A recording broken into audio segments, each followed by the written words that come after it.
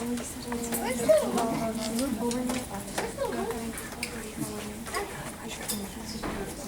done? Dinosaur?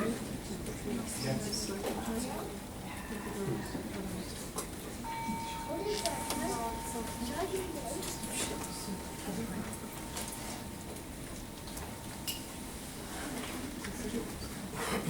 Dragon on spiders.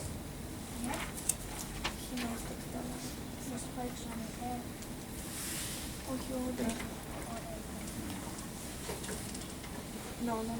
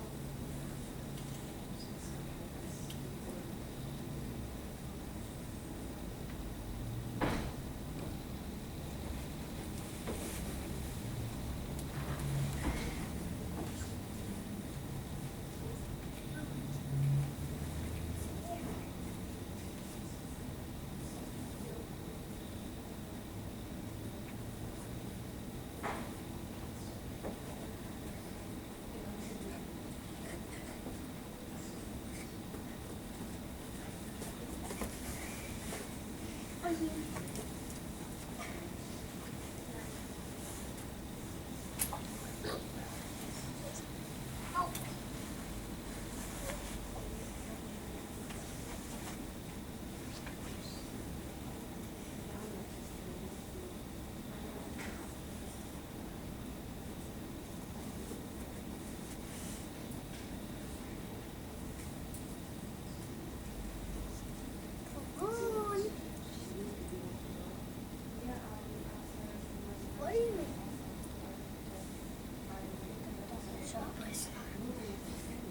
What do you mean? You?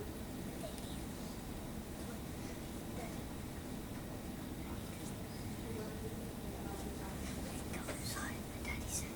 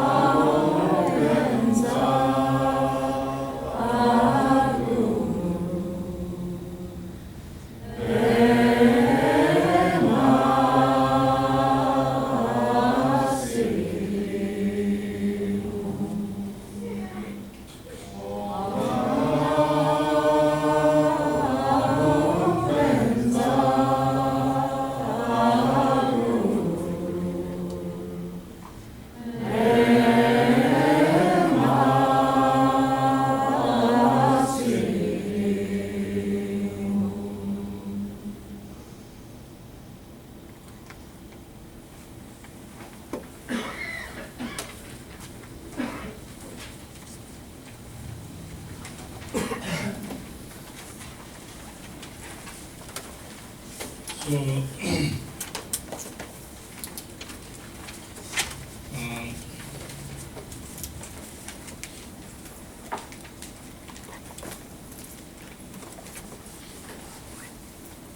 so now we come to the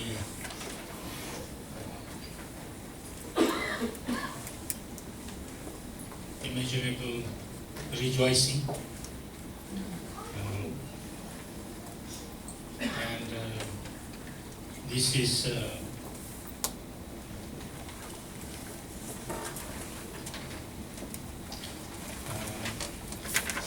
may they never be separated from the great happiness devoid of suffering. So if somebody has already got some or lots of happiness and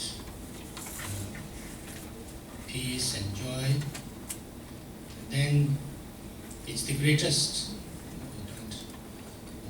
We don't have to feel unhappy or bad or jealous or envious about that, but we should feel extremely happy, because if that was our aspiration right from the beginning, that people become better, happier, successful, so then why should I be unhappy when somebody has achieved a little or more of that? And so therefore we kind of rejoice at everybody. The past Buddhas, those who have attained great enlightenments, or any kind of degree of states of mind that's transformed from the samsaric state to the enlightened state, or not even that much, but people have something which is better than me, whether that's wealth or health or success or anything, then I feel happy. I celebrate that. I rejoice at that. So that's the rejoicing. And now this is a very important practice, because many of us have this strong feeling of envy and jealousy. And unless we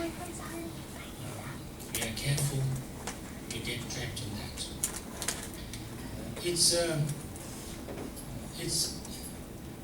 It's very common that when we see people who are suffering, who have problems, who are in a state which is much worse than us, then we kind of we wish them out of that. We wish them more better situation.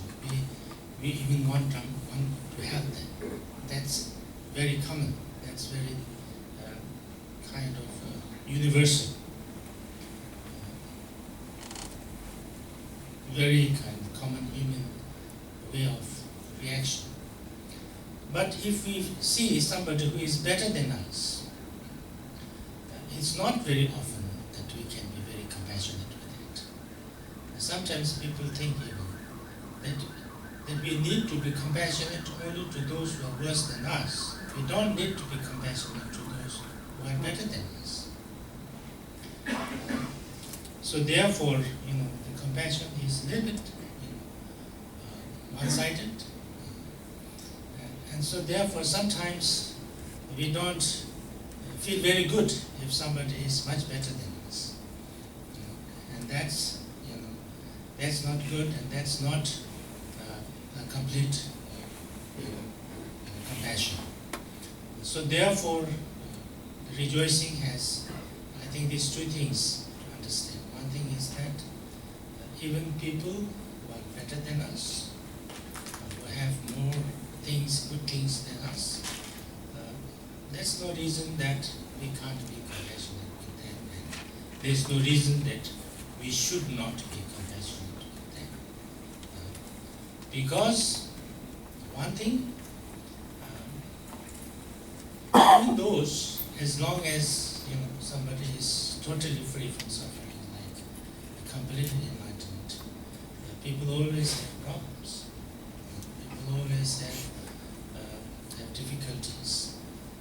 Sometimes we don't know how much problems and difficulties those people whom we think are very, very kind of successful and very wealthy and very, very popular they are. Only, if we talk to them, then they tell that they are kind of, sometimes they feel as if they're the most miserable ones. So therefore, I think it's very important to understand that.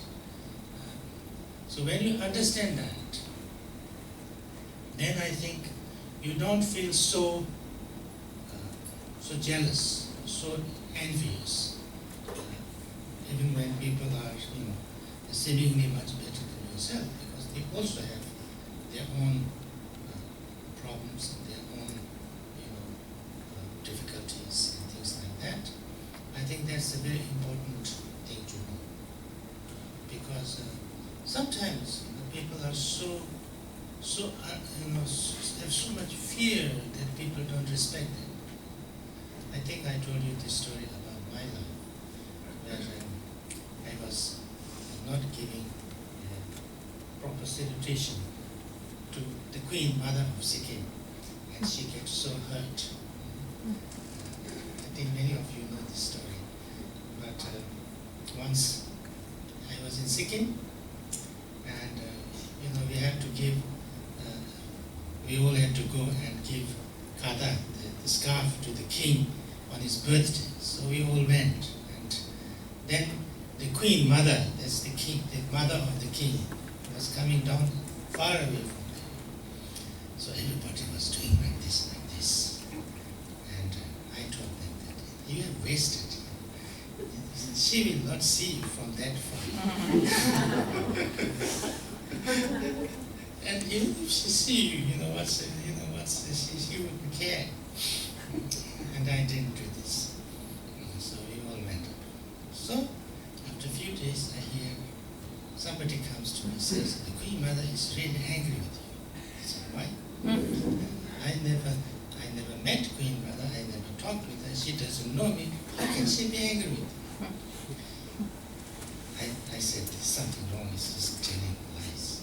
Then, after a few days again, somebody else comes and said, I think you should go and apologize to Queen Mother because she's really angry with you.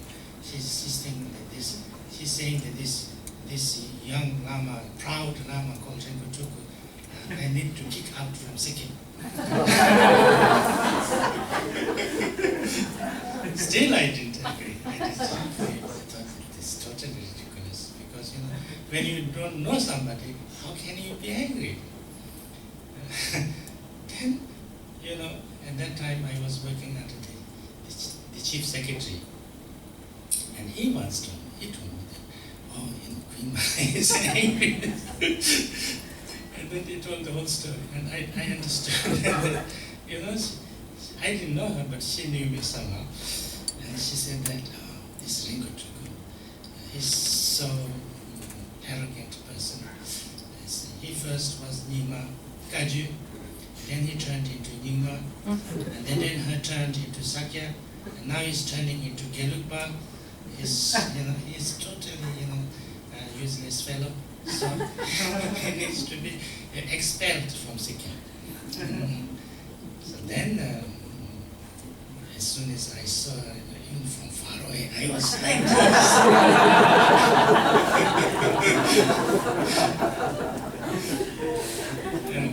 But I don't know whether it helped or not. It's like that. I think the people who who are supposed to be very kind of, high and, they are so insecure, sometimes they, they're so, like even little, person like me, they need to be, kind of, acknowledge them that they're so high and, like that. So it's like that, it's like that. So that was a big lesson for me. Then stuff, everybody, if they don't see me, I do like this. It doesn't go anything from me, there was nothing but. So it's, I think that's one thing.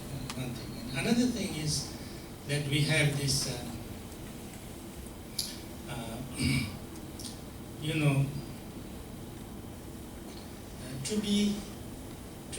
to be jealous. To be jealous is like unhappy when somebody has something good or somebody has achieved something good, being unhappy. So, however unhappy I am, that doesn't, make that person less, successful or less, whatever. Only thing is that when I'm unhappy about their success, I will be unhappy. I will suffer. So therefore, there is a saying that if you want to be unhappy all the time for no reason, then you become jealous and envious. If you want to be happy all the time without doing anything, you rejoice at other people's success and good things. I think that's very, very true, because if I want to be happy without spending anything, then if I start to be happy, because if somebody has a job, oh yes, he has a job, so nice, so happy, I celebrate. It doesn't go anything. I don't have to spend anything, but I can be happy because of his happiness, his success.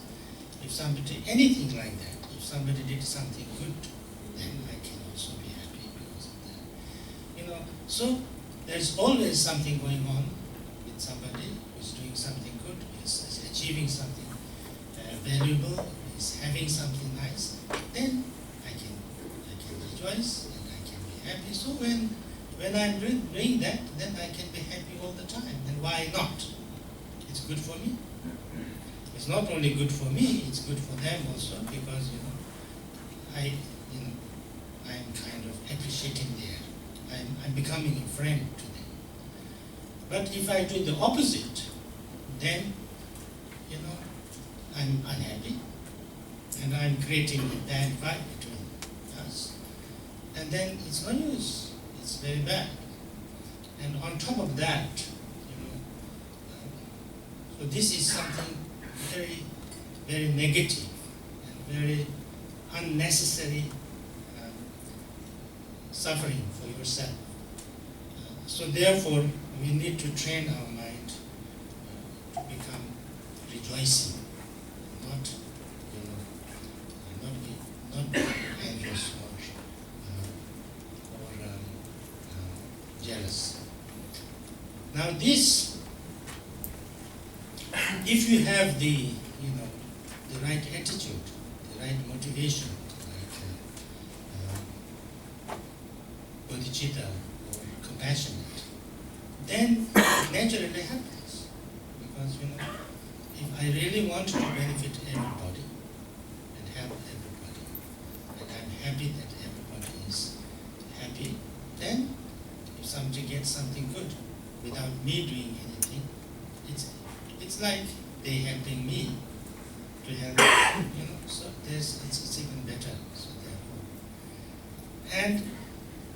So therefore, but there's this, the human, most of us human beings have this, like,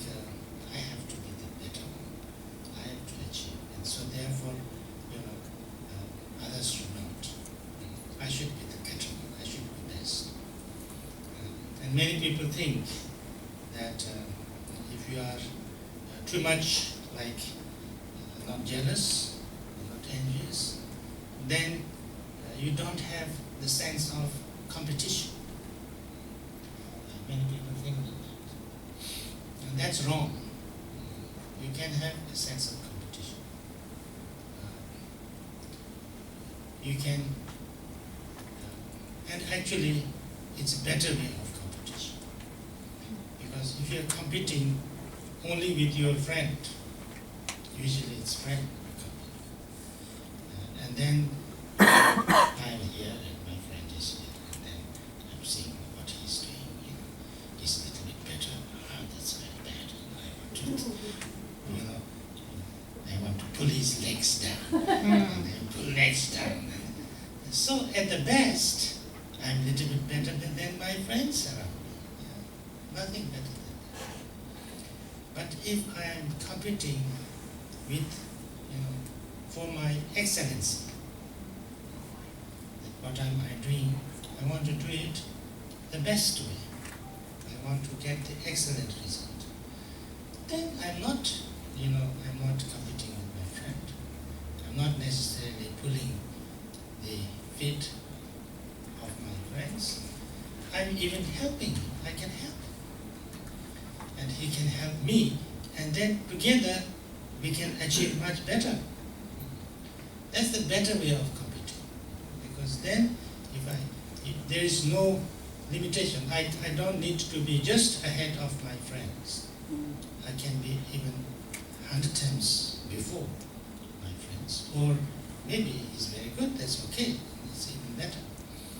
So that understanding, I think, the competition, you know, if you are not jealous, if you're not envious, you cannot be competing. That's not right. That's wrong. Actually, there is something, there's a concept which I think sometimes people don't understand, I think. There's a concept. This concept, I don't know whether there's a word in English. There's a word in Tibetan. And that word is called couple. And it's a strange word. You cannot translate it. What it means is that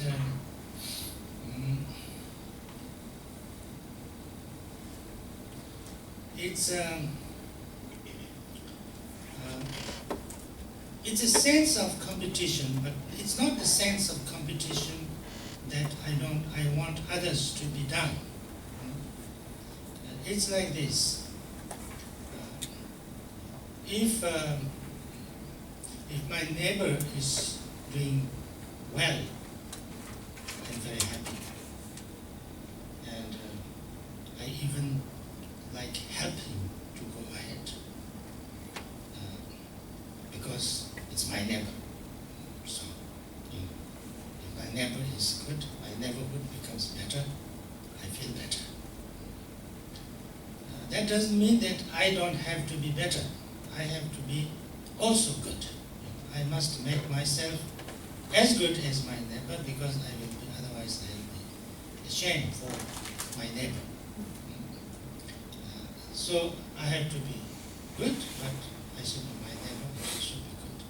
Because if my neighbor is not good, you know, the whole neighborhood is not good. So I have to. So in the same way, you know, my village should be, everybody from my village should be also good. So I should help everybody to be better. In the same way, like that. So, understand what I'm saying? That's called couple. That you want to have everybody better, because that's better for me and better for everybody. And so therefore, you know, I want to be better also, because otherwise I'm a kind of a disgrace. I'm a disgrace to the other people around my so therefore I must be also as good. So that way of thinking sometimes is very, I think, very good, because there is a competition kind of a thing, but there is no like pulling down thing. But anyway, that's another matter. But you know, so trying to, this is the idea that whenever that thought or emotion comes, that somebody is doing good, and therefore I feel a little bit unhappy, then immediately I change. I say, I reason to myself. I say, absolutely there is no reason to be unhappy. It is lots of reason to be happy. I should rejoice. Because one thing, it's better than that person is better, but also that it's better for me. Because if nothing else, I will be happy. So that is rejoicing. And so when that rejoicing attitude is there, then you want that compassion. That compassion, kind of unbiased and unbounded, not only for people who are suffering and having difficulties, but also those who are having success and well-being. And so therefore your compassion is not one-sided, and also you are you are very much not only looking at the bad side, because sometimes when we try to be compassionate, we almost completely concentrate on suffering. So therefore, that problem, so bad. But sometimes if there is something that we can look up, and those who have done better, then it can make my mind also much kind of positive and optimistic and things like that. And then I can see that it's not only that the problems are there, but there are also positive things are there. That's why there's lots of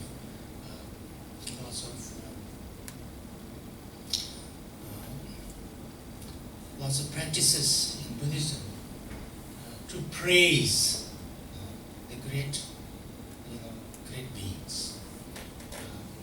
Great beings, their great actions, their compassion, kindness, and achievements.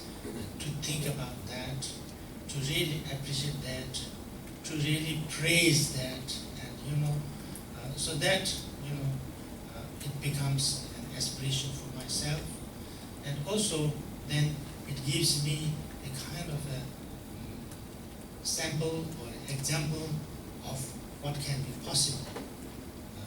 So therefore, there are these sufferings, there are these problems, all these things, but there is also the possibility and of the other side, which is completely positive and a great kind of positive result. So therefore, my mind is not only concentrated on the negative side, but also concentrated on the positive side.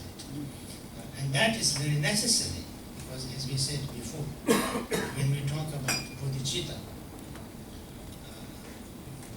bodhicitta needs to be two things, or two prongs.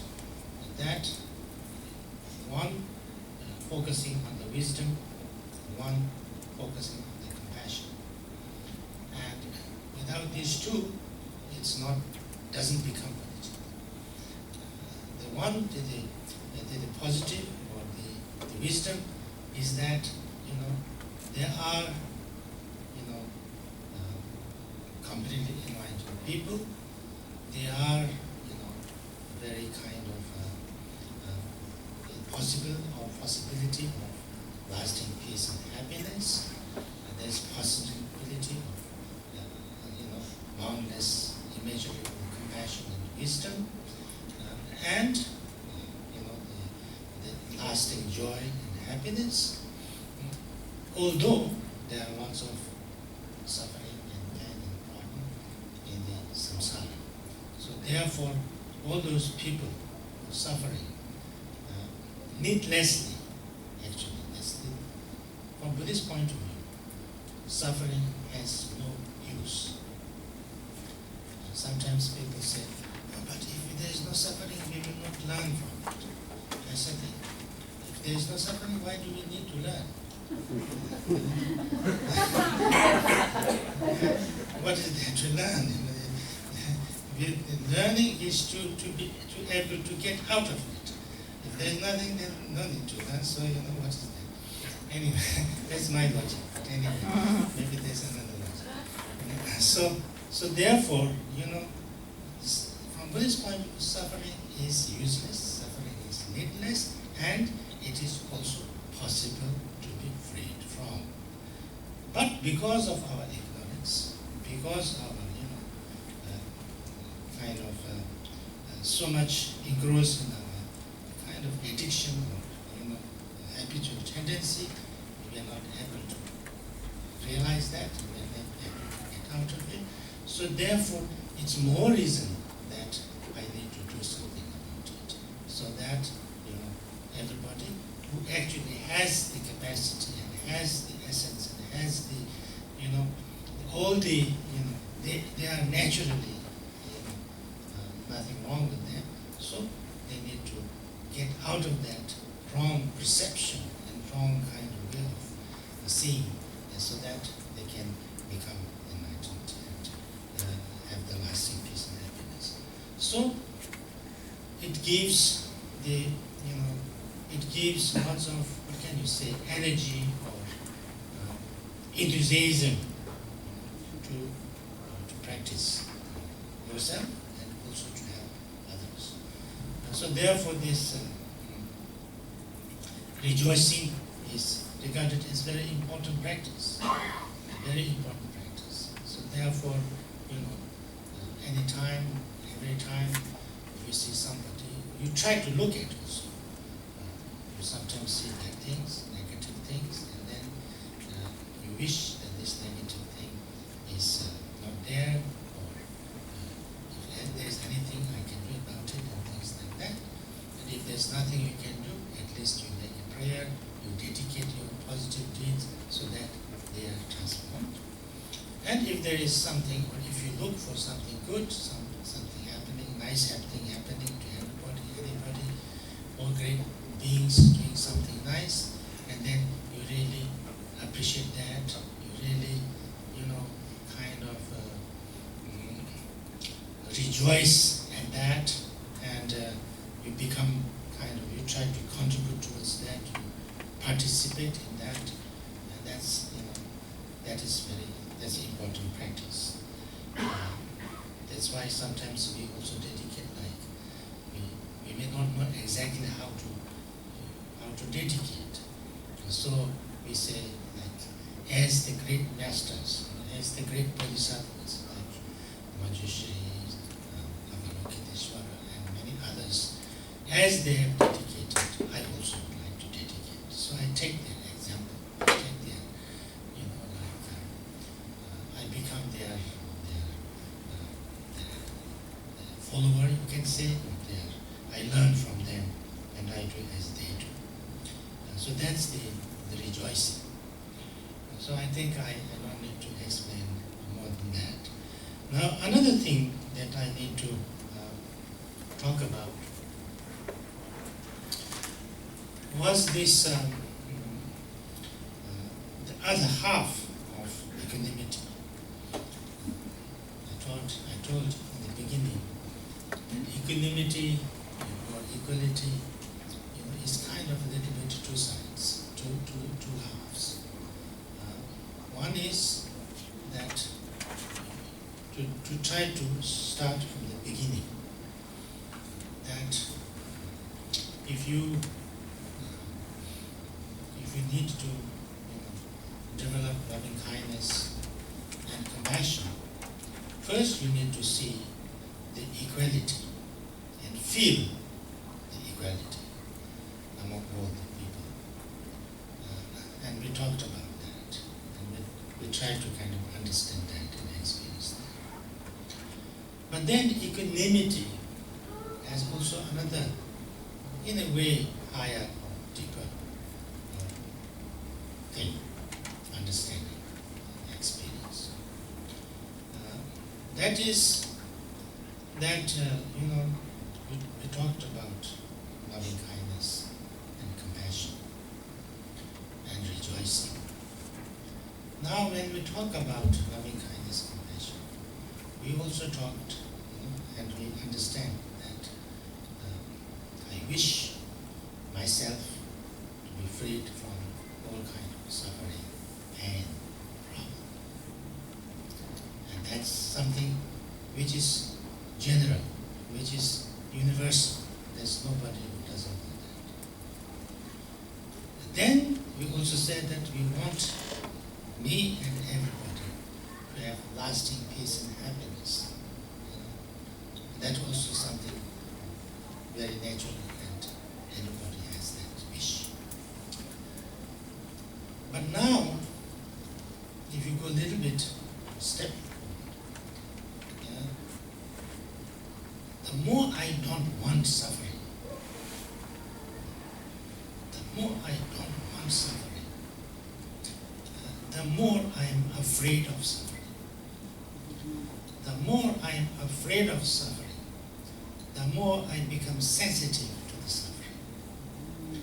The more I am sensitive to the suffering, the more I become vulnerable to suffering. Even little bit like we talked yesterday, I become so much defensive, so much like fearful, so much panicky. And I can't get out of suffering just wanting to be out of suffering. I don't want suffering, I don't want suffering. It's not the way to get out of suffering. It creates more suffering because it creates more fear. In the same way, the more I want happiness, sometimes I have less happiness because I want happiness, I want happiness. It's not going to get me happiness. It's kind of, then I have more craving for happiness. I'm more, fear of not getting it. And that's exactly the samsaric mind. The samsaric mind, as we described earlier, is a state of mind which has lots of fear. Fear of pain, fear of change, fear of insecurity, and fear of getting, losing good things. So whether you always kind of, if you talk from the kind of symbolically, you can say, we are always running, either running away from something or running after from something. Always busy. Because we are afraid either we are about to lose something, therefore we are running, or we are about to get something, not getting it, therefore we are running after. And then we are always tense, we are always in a kind of state of panic. So that's the source of problem.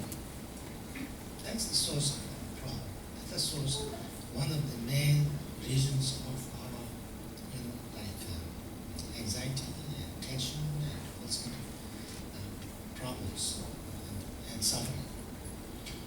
So therefore, we need to understand deeply that that's not the way. That's not the way. That way we don't get anywhere. And with that kind of attitude, then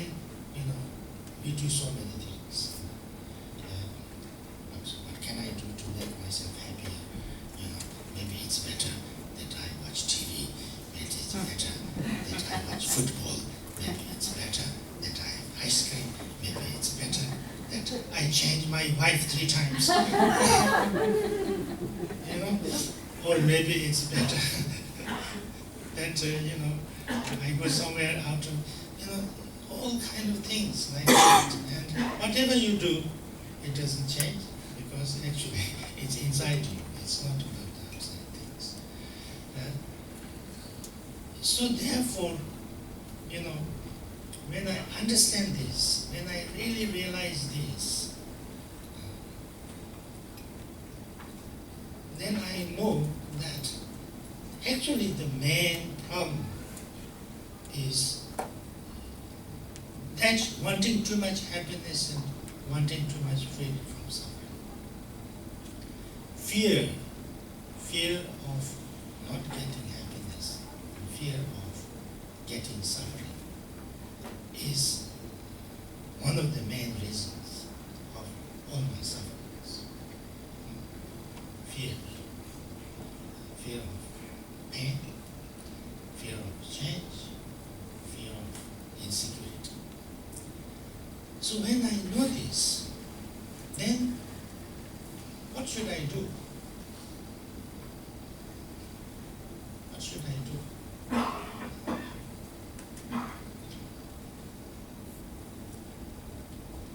The only thing I need to do, or I have to learn, is how to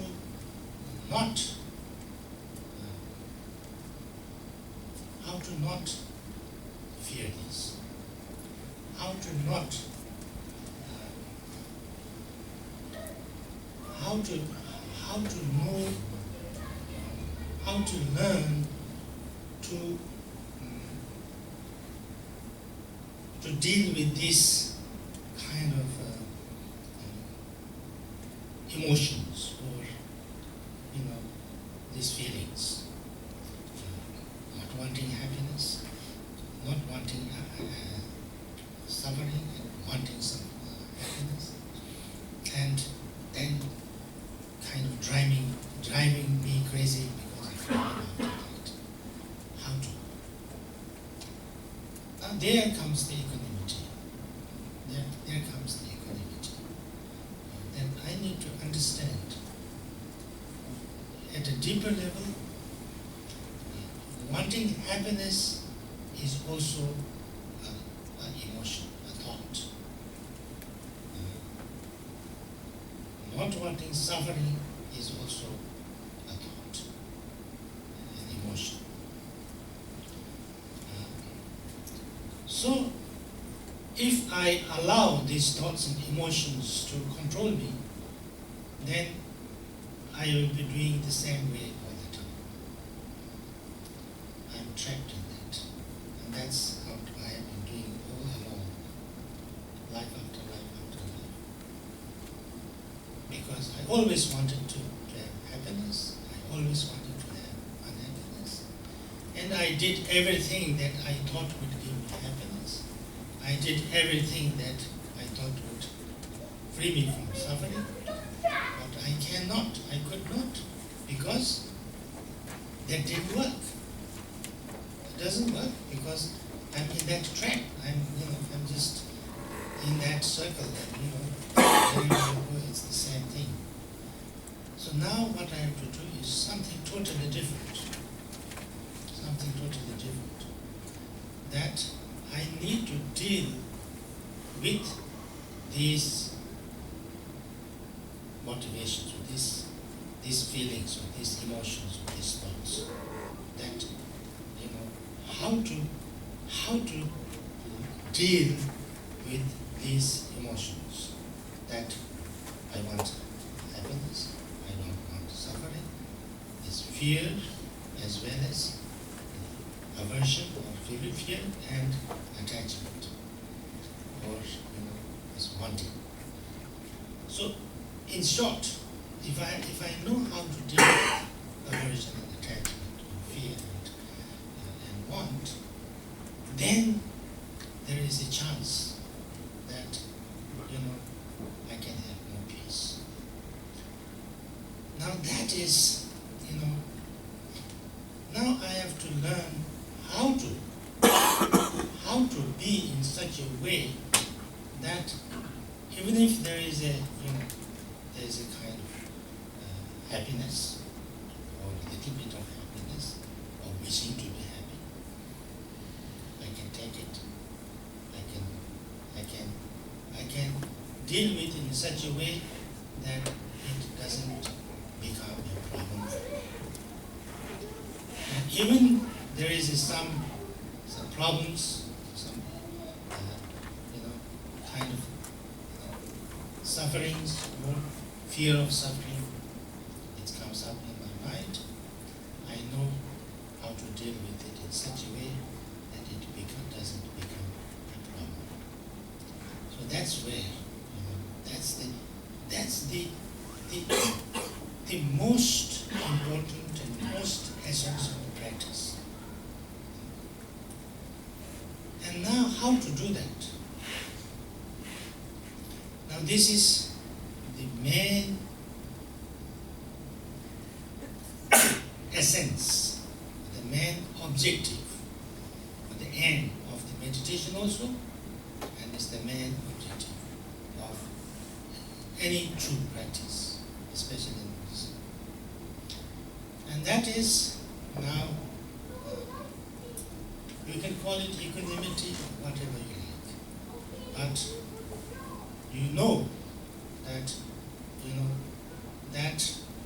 the feeling of fear or aversion, feeling of attachment, or just wanting,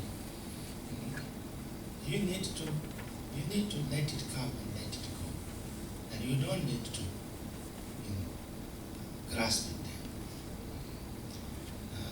And if you can equalize that, you can make it equal, make it balanced, make it not take over things. You can let it come and go, then you can really have peace. You can only have peace of mind if you can do that. And unless you can do that, whatever you do, you can never have real peace.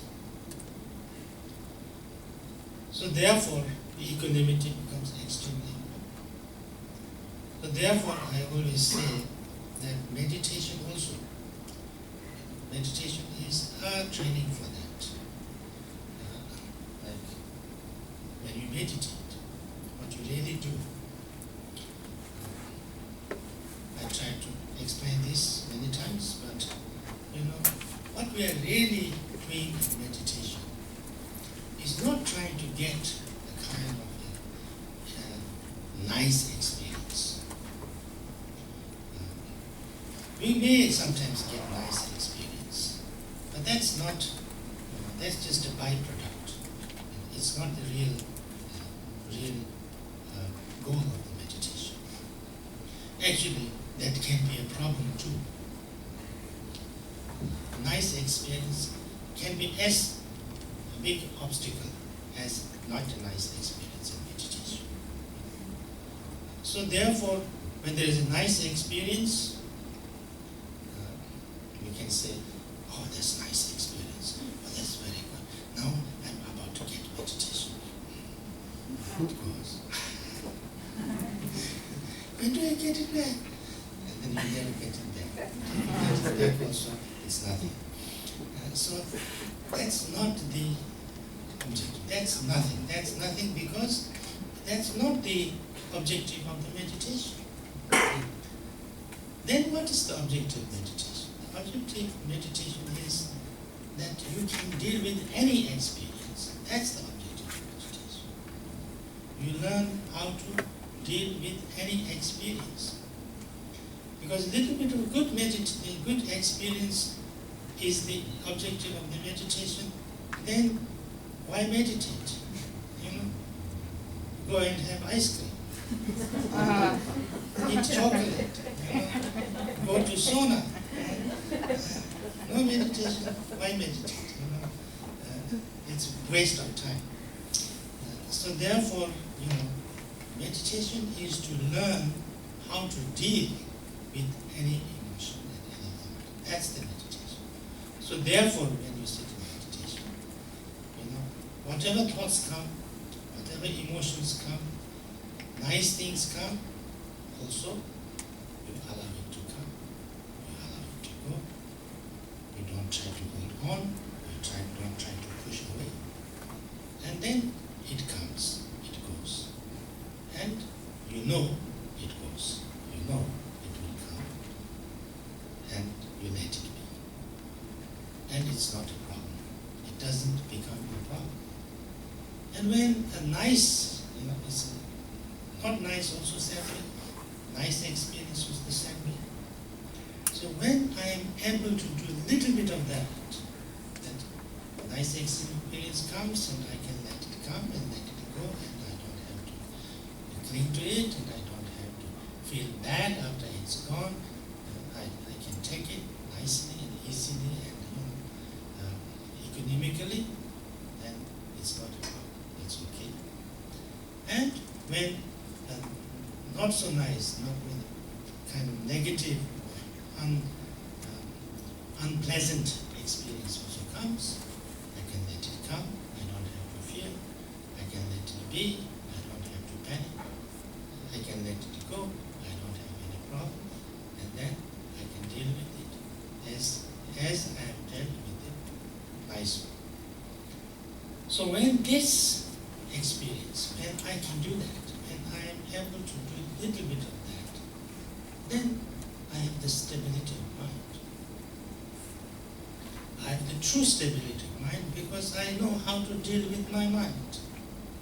I know how to face my experiences and how to handle my thoughts and emotions. So when I can do that, then I don't need to do anything. I just allow it to kind of liberate itself. That's what we sometimes call it, self-liberate thoughts and emotions. I just don't grasp, I just don't kind of try to run away or try to run after. I just, let it be. And then they kind of self-liberate themselves.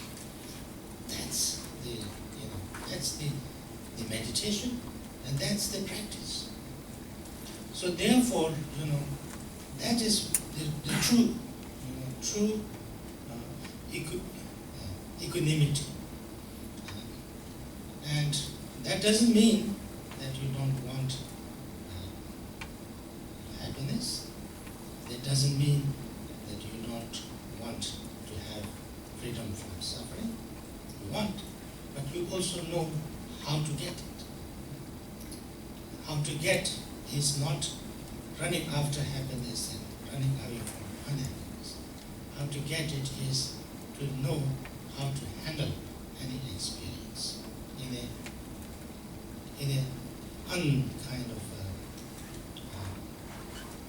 unwavering way, in an economical way. So that's the equanimity, and so the more we understand this equanimity, the more we actually understand the true way of dealing with happiness and unhappiness. Because when I can deal with anything, when I can deal with happiness or good kind of experiences, and I can deal with unpleasant experiences, then I'm happy because I know how to deal with anything. I have no problem. I have freedom. I have freedom from problem because I know how to deal with things, and that's kind of lasting thing because you actually learned how to deal with it all the time. It's a little bit like what Jesus Christ said. If you feed, what did he say? If you feed a fish to the person, or if you feed a person something, it will keep them from hungry for half a day. If you teach them how to fish, then I think it's not good for the fish, but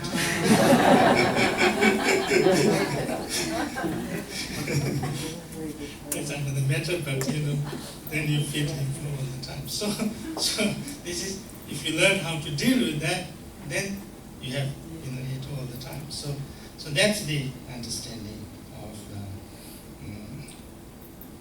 equanimity. So I think kind of in a short way, I'm sure I've missed lots of things and things like that, but kind of covered the 4 immeasurables in a kind of hodgepodge way. And I was thinking about first going, well, through these words of my perfect teacher, but I'm too lazy, so I didn't read it.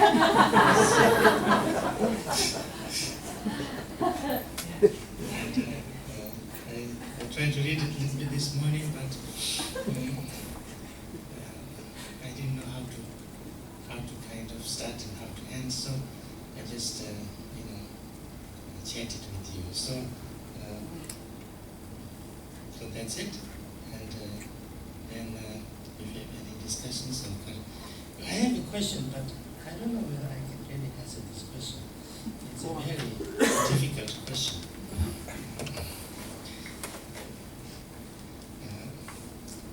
It says, I was involved in a very minor car accident. Nobody was hurt, thankfully. But now, months later, the other person pretends they are injured. They injured their neck and will take me to court to get paid compensation. How strongly should I defend the truth and keep to the truth? What do you think?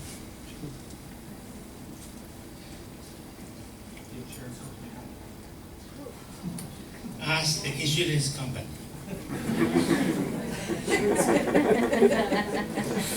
Yeah? I think that's the only thing you can do, no? Ask the insurance company. And insurance company let deal with that person. No? What else you can do? Yeah?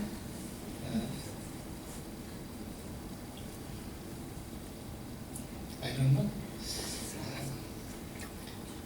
Because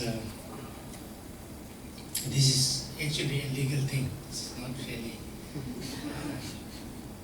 a spiritual thing in a way. Because there was once I know a case. There was a couple, and they had a house. And the husband was building a kind of temporary or some kind of roof, not roof, but like a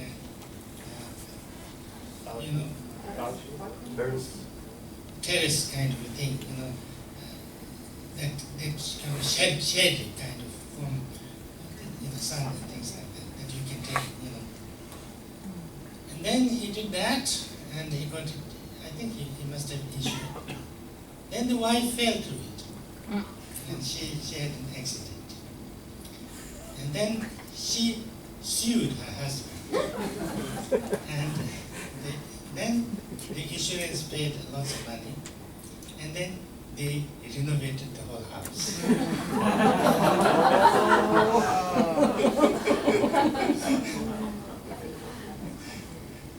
And this husband and wife, they were like this,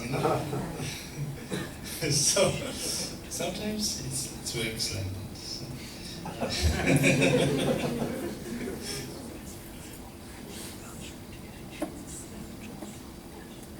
So, anything else?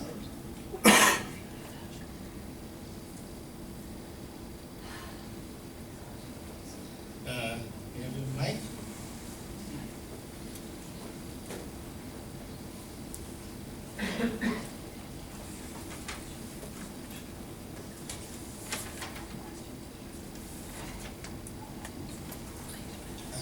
I'm just wondering if you could talk a little bit about how to overcome a sense of self-consciousness and not wanting to feel embarrassed in front of people, like when you ask a question.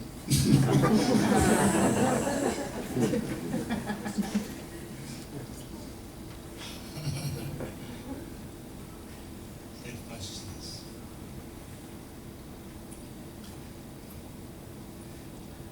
Some people say that when you're in with lots of people and you have to kind of say something or give a talk or something like that, you have to feel that all these people are foolish. They don't get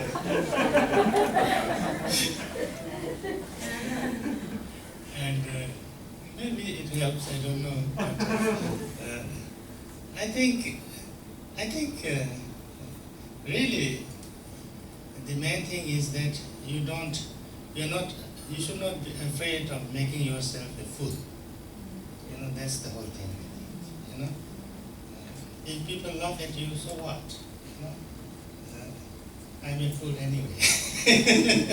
That's I think. You know, so I never got afraid of kind of talking to the people in public.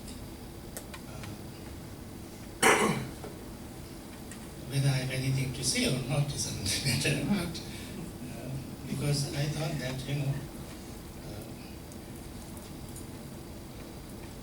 I'm a fool, so if people know it, it doesn't matter because it's already like that. So then you don't have to, feel too embarrassed. And anyway,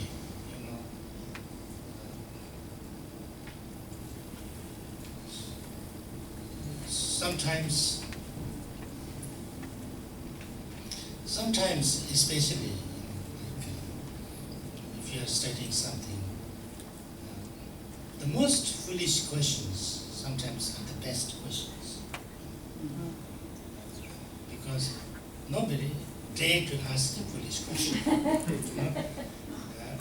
because they want to be like intelligent, they want to be like that.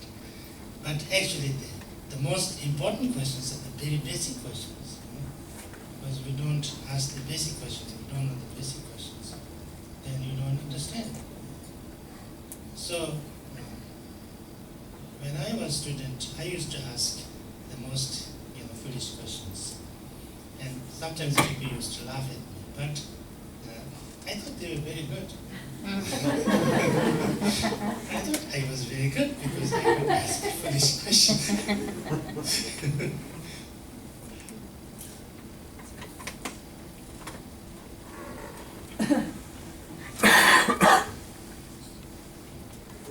This is probably a very foolish question. You just said about having stability of mind and to let it come and go. And sometimes when I get upset or like something happens at work usually, then I can kind of watch the emotion and I don't get swept away in it, but I still have the emotion.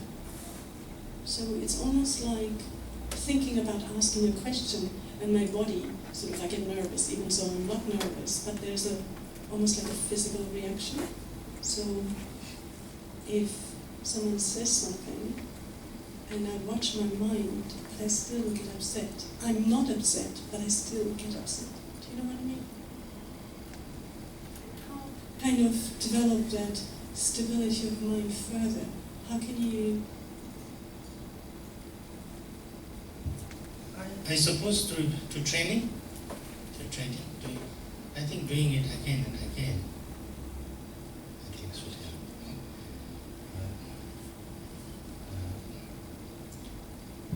In fact, I feel that really there is nothing called physical, mental only. Every mental is a physical thing. Because when something happens to your mind, the body reacts. Its reaction comes in the body. Your face, eyes, your whole body shows. So therefore, there is nothing called really only mental. Everything mental is physical. So therefore, when something happens, then that reaction happens. That reaction happens. That's called habit. Habitual. Now you try to look at that and resolve that through understanding and through practice. So you can have understanding. First, maybe you have understanding, but your emotional doesn't change. Yeah. Then maybe you can have a little bit even emotionally change, but you still have something. Yeah? So it's a matter of, I think, exercising. Exercising and training. That's why training is supposed to be important. That's why they say there's nothing really to practice, but you need to practice a lot.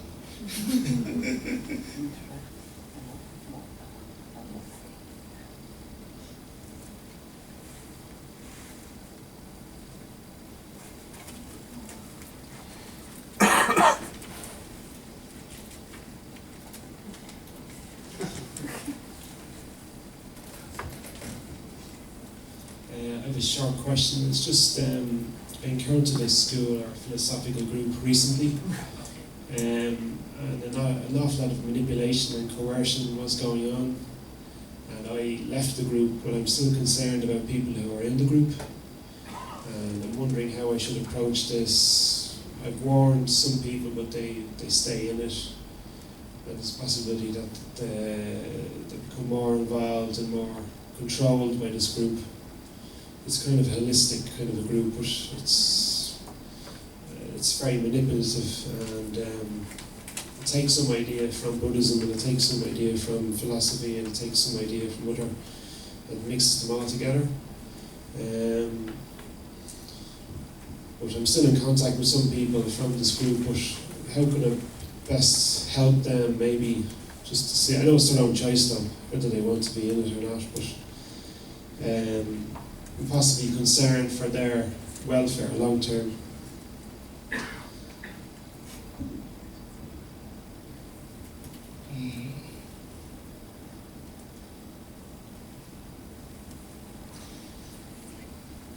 I don't know. I mean, there's so many things like that. There's so many things like that, and also everybody has different opinions about different things. So some people there might be feeling that it's the best thing, and you never know what is it. Maybe there's some good sides of it, maybe there's some good sides of it, maybe it's very good for some people. Who knows? Yeah. So usually, I personally, when I feel that this is something not so right, good, I kind of distance from there, and then that's all I do. I can't say that that's bad, because I'm not the authority to judge somebody. Yeah. I can tell my friends that this is what I think. This is maybe I feel there's something wrong with it. Why I feel there's something wrong with it. That I think I can say. But then that's the way it is. I used to debate a lot. I used to learn a little bit of this Tibetan way of learning and debating. And I thought everything can be debated and then solved. And I was very wrong. It's not like that. You cannot solve things through debate, because people have people are not necessarily always logical. They are more, what can you say, more emotional than logical. So if I even discuss with somebody, so if I say something they don't like, even if they think I'm right, they say I'm wrong. Yeah. So it's you can't debate. Debating doesn't really solve problems. It's but discussion. Yeah? Discussion. So sometimes if you discuss nicely in a kind of cordial way, maybe we can exchange. You can exchange of ideas, and then by not telling them they're wrong or something like that, but if you have your own way of seeing and way of feeling, and then maybe some people find some help from there. And, so I don't know. It's, anything can change, no? It can change also.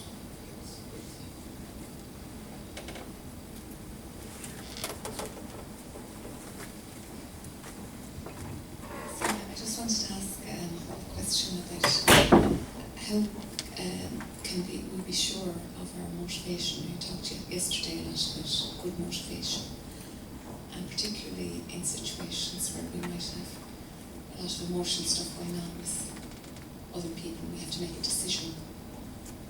So it's about trying to find whether we really have a good motivation there and not clouded by all the other. I think that's only you can tell yourself. So one needs to yeah, it is very possible. It's very easy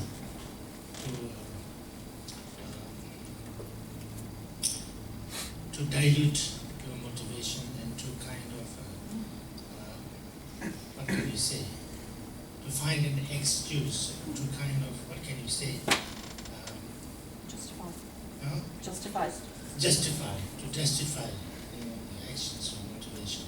It's very easy. So that's why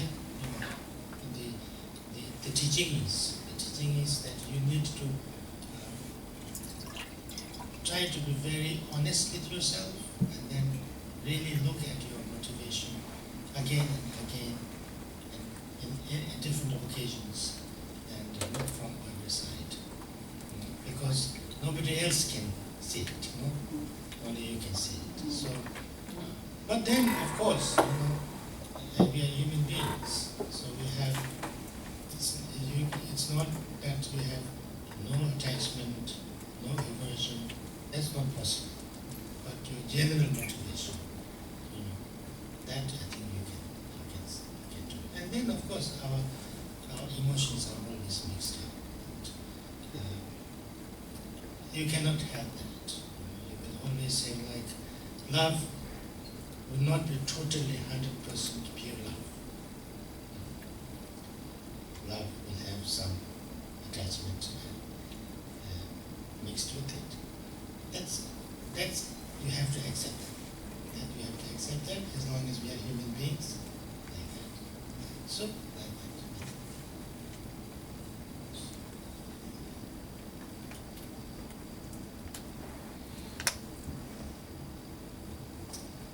Rinpoche, would you talk a little bit about self-love? Self-love.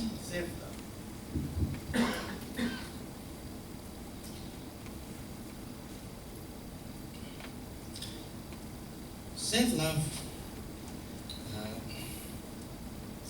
usually when we talk from Buddhist point of view, loving yourself is kind of taken for granted. Because everybody wishes yourself well, and everybody wishes to be free yourself from problem.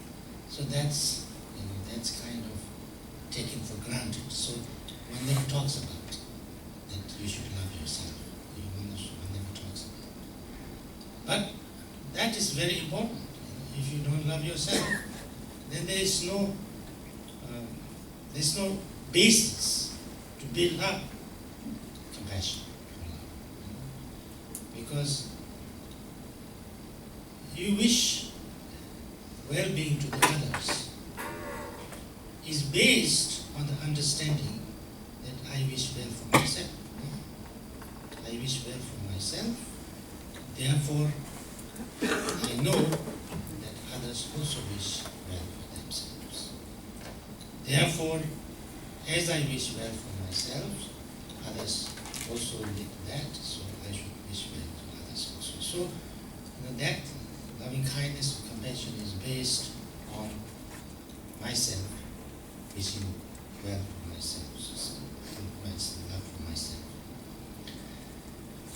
Now, for that, if somebody is there who doesn't have that experience, or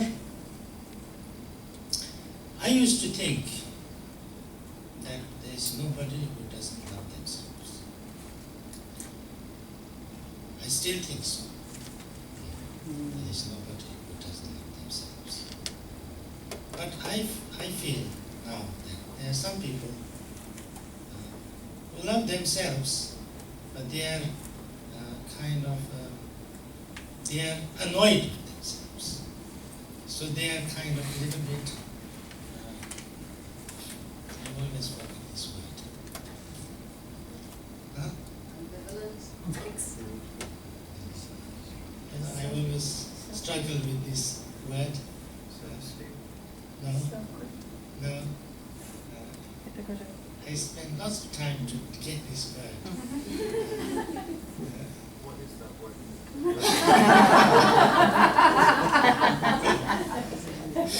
And I get it when nobody's there. I know this word, but I never get this word out of here. It's just three.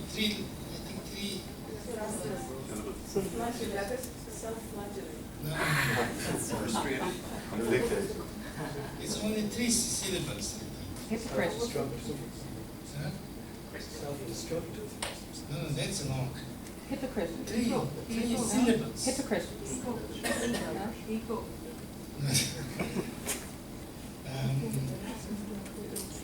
It's a very short word. You know, when I'm a little bit cross with my friend, or very near one, my partner, Irritated. Selfish.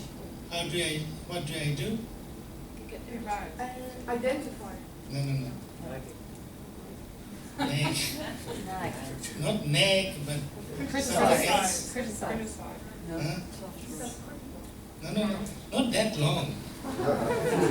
Is it positive or negative? It's only negative context. It's only Gold. Nonchalant. That's a long one. 3 letters, 3 syllables. 3 or maybe at the most 4. Antithesis. Grass. Anyway, it doesn't matter. Give an example. I'm like this. I gave the example. Like I have a very good friend, and he didn't do something. Then I kind of. It's not that I don't love him, but I kind of.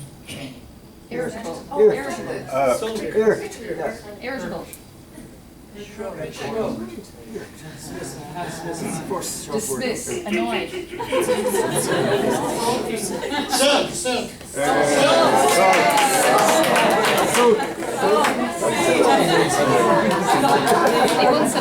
That's the word. So you're up there. I sulk. 4 syllables. Yeah? 4 letters. 4 letters. 7 syllables. Oh yeah, I don't know the difference between those. I thought syllable was one letter, no? No, syllable is Countdown, isn't it? Oh, one sound is one syllable. I never understood that. So your name has 3 syllables. Ringu Tulku. Is how many syllables? Tulku, you remember that.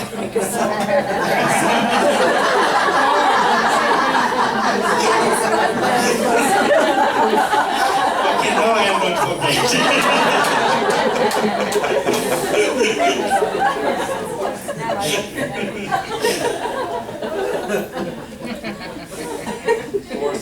So I hope I'm rightly having I have the right meaning of this word sulk. Yeah? Do I? I mean,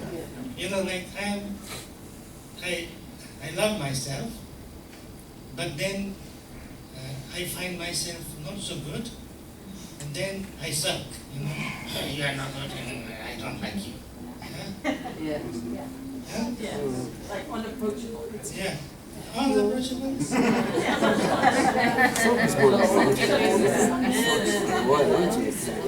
What is sulk? Maybe I have a wrong meaning of this word. Huh? long face.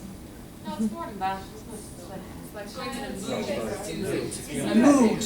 Bad mood. Very resentment. Isn't it more about irritating? It is. Yeah, irritated, yeah. I'm kind of temporarily irritated. Yeah, yeah. I kind of, Go in a corner. Bad mood. yeah, but you just kind of, you don't like, but for a while only. Yeah, for a while. Yes. So I feel that that's what's happening. When I don't love myself, I'm upset with myself due to some reason or another, and then I sulk, against myself. Yeah. And then, but then actually I love myself very much. Sometimes too much, because I love myself too much, I want myself to be too good. And I find myself not that good, then I don't like it. So then I don't like myself. So this is my idea. I don't know whether I'm correct or not, but most of the people, especially in the West, there is lots of this people who say that they don't love themselves. I'm sure it's there in this also. And I think the main reason is that there is, especially in the West now, there's democracy, there's equality. And the equality is not complete equality. There's no real equality. There's the equality of chances, the equal chances. But people take it as equal, real equal. So I think most people assume, especially young people, that I'm equal to everybody. That means I have the equality. That means I have to be as good as the best. I have to be as beautiful as the most beautiful. I have to be as successful as the most successful, like that. So I have too much expectation from myself. When I am like that, then I can't be the most successful. There's only one most successful. I can't be the most beautiful because there's only one most beautiful. Then I find myself extremely bad because I'm not as good as, I'm not as, and then I say, I'm not good, I don't like me, like that. So that's why I think to accept myself as I am is the best way to love yourself. I'm as myself. I have some good things, I have some bad things. I have to be as I am. I have got to learn, I have got to improve, but I have to be as I am.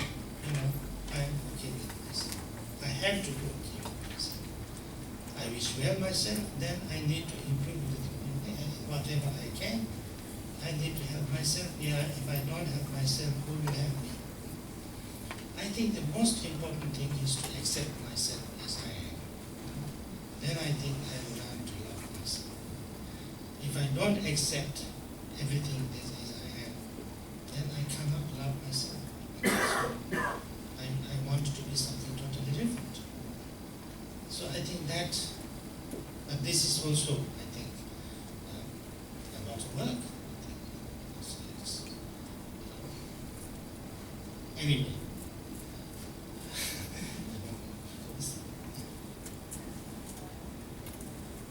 So I'd like to ask a question because nowadays we are like wherever you work, like kind of the society is very kind of that has not very good impact on a person. For example, if you even say hello to 100% a day, just hello, how are you?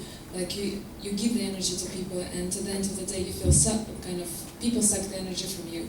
No matter what, like even you communicate on a daily basis on the surface, you're losing the energy, and at the end of the day, you understand why kind of you don't need that much interaction with people and communication, and that's why you try to limit the circle of people with whom you communicate, and you and all people go through the selection process, and you understand, no, I don't need these people in my life.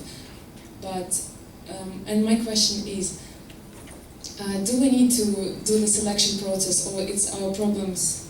It's our problems that we need to deal with our kind of disadvantages, as we call them, or we should keep going and face these people again, as like the original message of Jesus Christ was like, be non-resistant, and if somebody make you evil, like let them do it again, and you be there for that kind of, you know.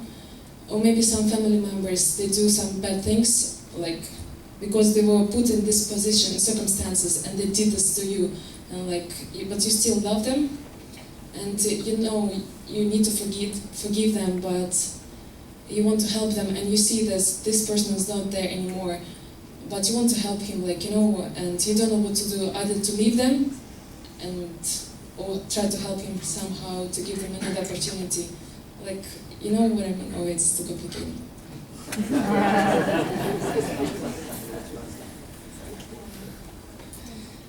Yeah, it's complicated.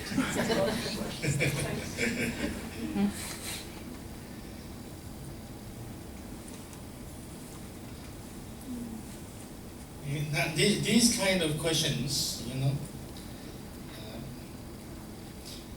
you can only give opinions.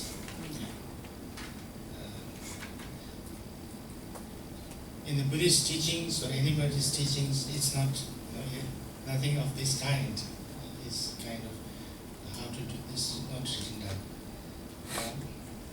Now, I feel like this, you know, that you need to be, you know, you try to be nice and kind to everybody, but everybody doesn't mean that, you know, you are in a kind of a train station or something like that, and you have to be kind of going and shaking hands with everybody.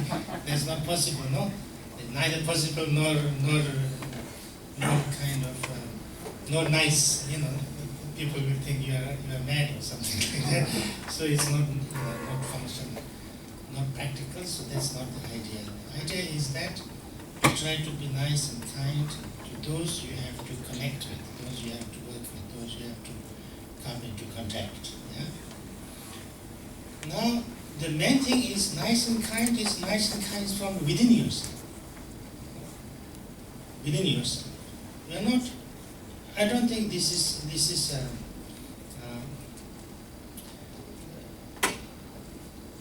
I feel that there is. It's not like trying to be nice and giving lots of energy, but just being nice and preserve your energy. You know what I'm saying? You know, if you are yourself okay, and if you're yourself kind of good-hearted and kind, and you know have no negative emotions within yourself, then you are nice and kind.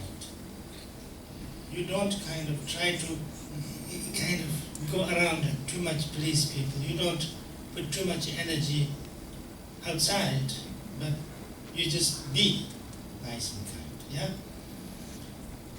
That way, I think you don't have to put so much energy into it, but you just be nice and kind. If somebody talks to you, talk nicely. Even if they talk to you in a not so nice way, you talk back in a nice way. And most of the time, they talk to back also in a nice way, yeah? And then whatever you need to do, you do it. That you have to do, you don't need to do something that you don't need to do, yeah?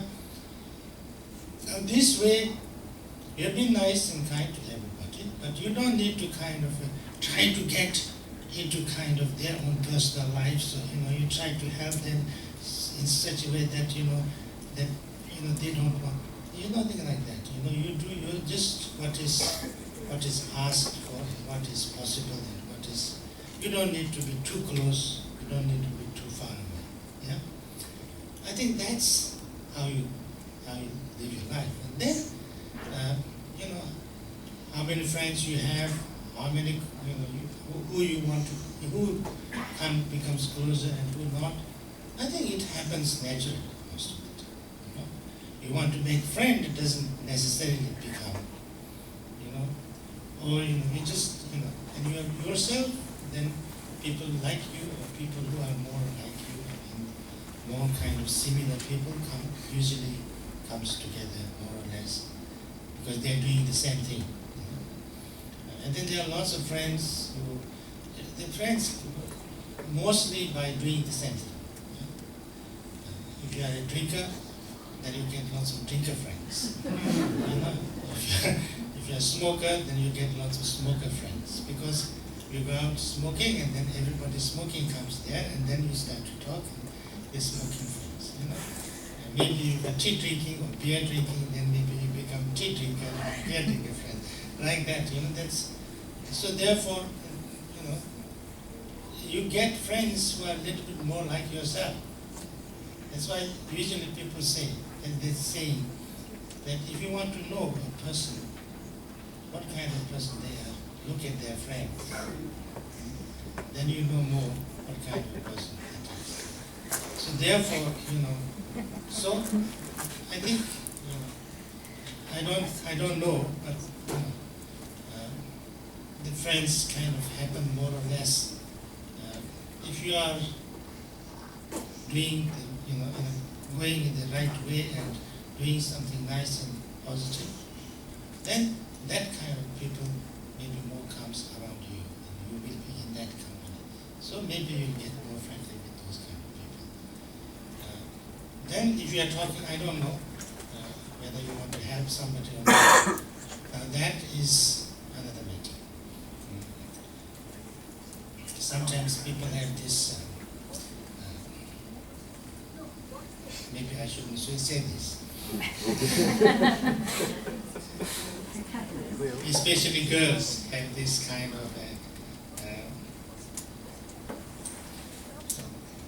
notion that they want to help, the man they are in love with by changing them.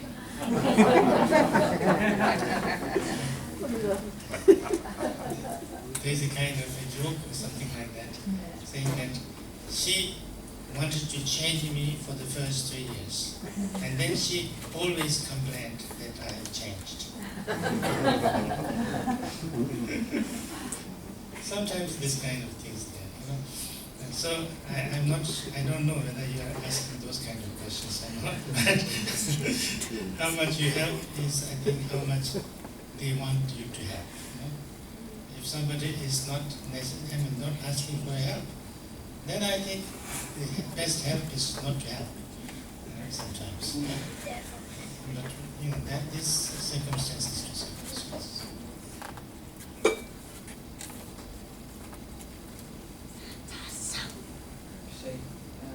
Thank you very much for the teachings of the last few days. Could you speak a little bit about compassion, fatigue, and idiot compassion?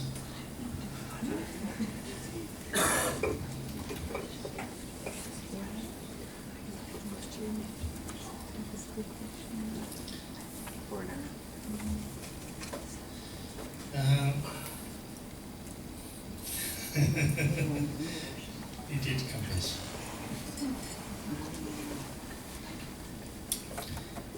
I don't think that there is really something called idiot compassion. But you can be idiot. Yeah?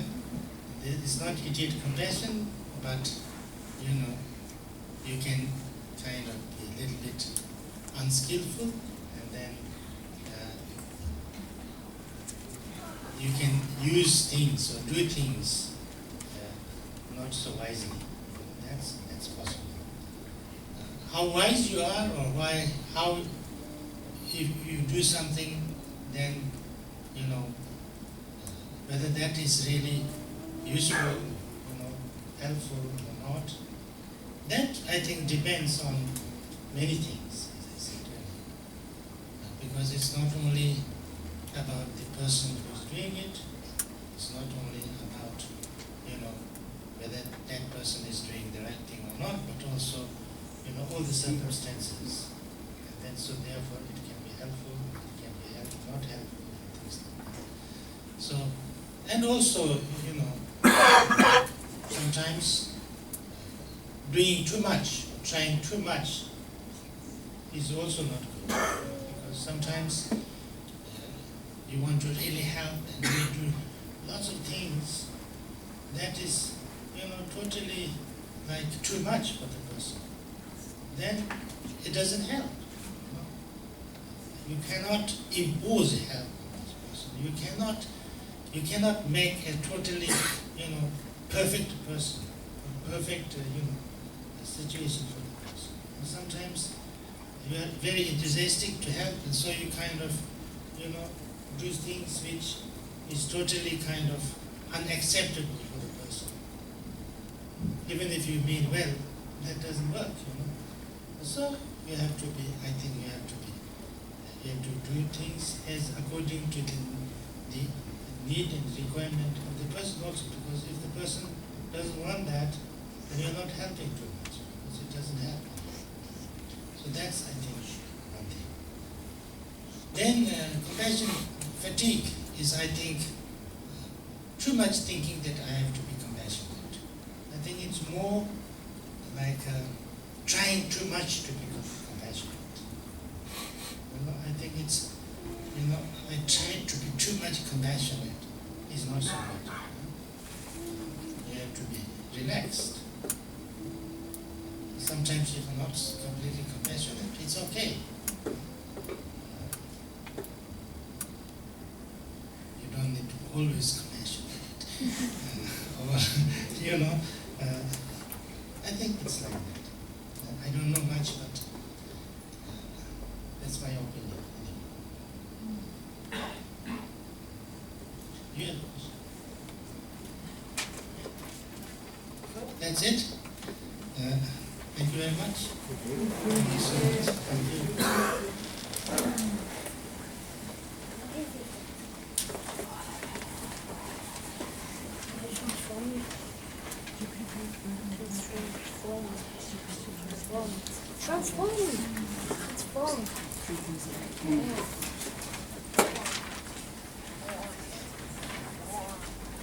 Dedication. Dedication of merit. Through this merit, may all beings attain the original state of enlightenment and conquer the enemy of false delusion.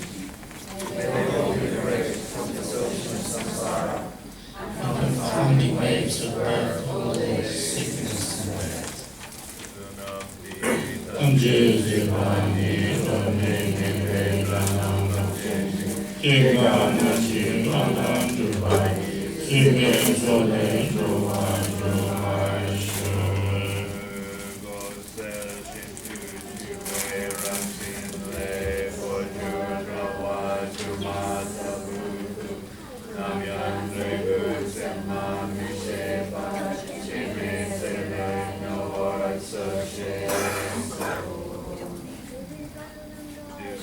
Yahweh,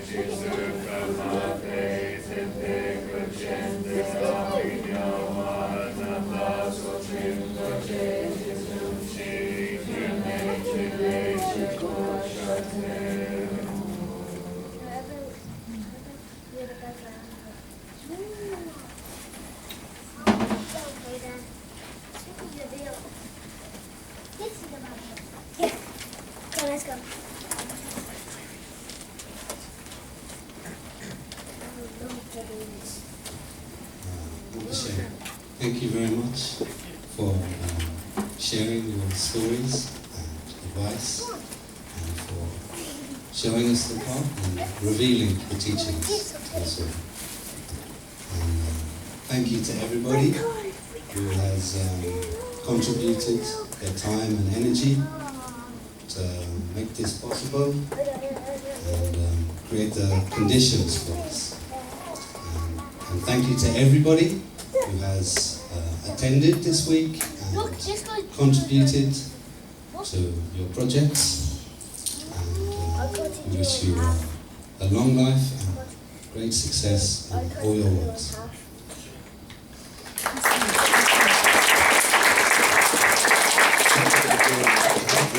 Collectively, we want to offer our immeasurable gratitude for your immeasurable source. Thank you.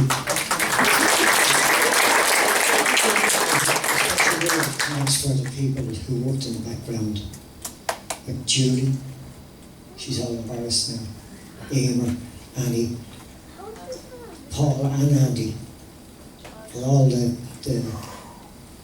immeasurable help that they've given. Thank you. Please come back soon. Thank you soon.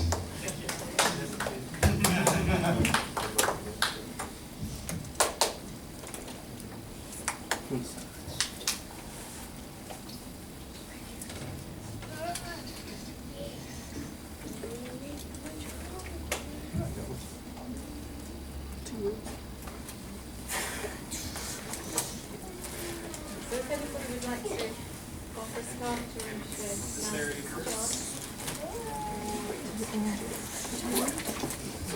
Maybe people this side would like to come first.